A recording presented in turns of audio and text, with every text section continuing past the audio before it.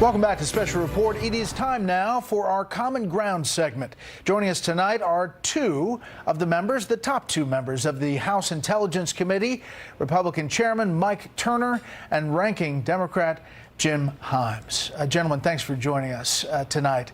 I wanted to get to this hearing tomorrow, which is pretty rare for the Intelligence Committee, an open hearing, a panel of 5 former members attending, talking about bipartisanship. But I do want to start about some of the breaking news, and this one comes from the Washington Post.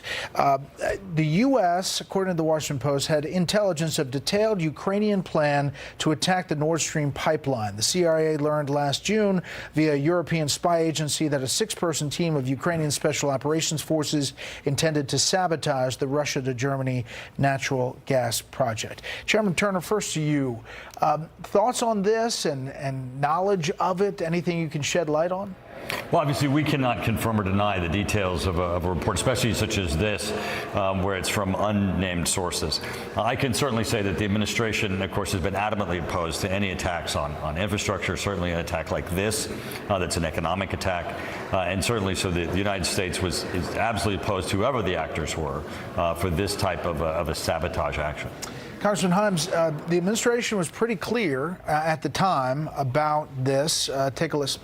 Until complete investigation is done, no one will be able to really determine for certain what happened. If only people weren't so gullible when it comes to some of these claims. We couldn't be clearer about this. We categorically reject these false accusations.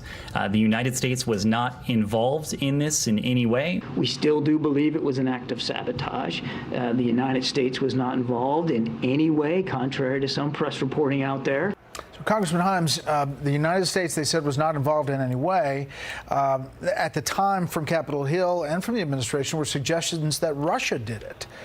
So there's some confusion here. Well, Bret, yeah, we can't obviously talk about either press reports that may be pointing at classified information or the classified information itself. I can tell you that the individual at the White House who said the United States was involved in no way, shape, or form was accurate. The United States was not involved.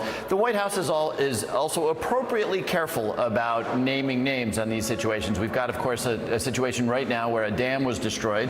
The Ukrainians are saying it was the Russians. The White House is being very careful until we know for sure, no such statement is going to be made.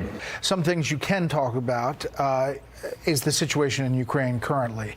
Mr. Chairman, your assessment of where things stand and whether the support from the U.S. is as strong as you think it should be.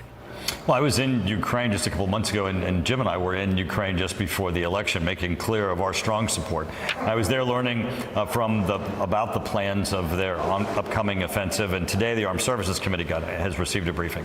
And I can tell you that from the U.S. perspective, I think we're very confident that the Ukrainians are ready, that they have the equipment that they need. They certainly have the spirit, as President Zelensky has rallied his country and the world on this is the fight for democracy.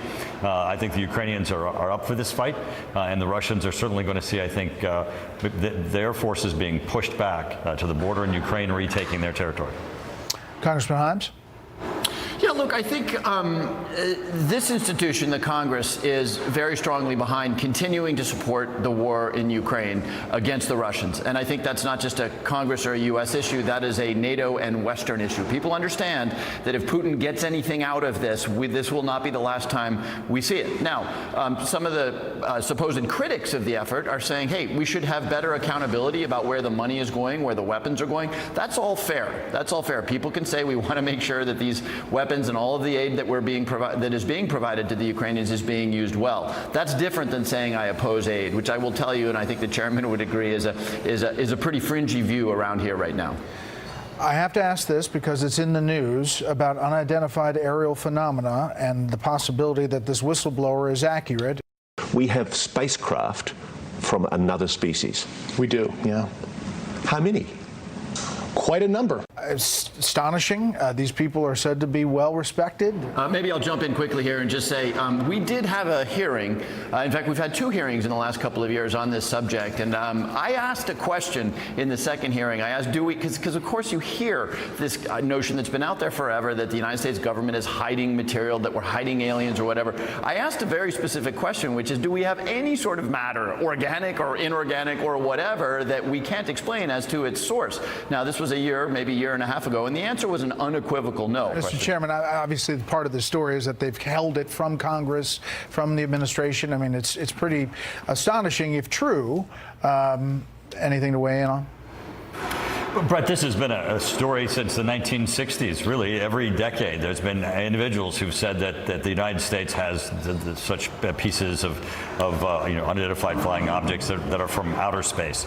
There's no evidence of this, and certainly, it would be quite a conspiracy for this to be able to be maintained, especially at this level.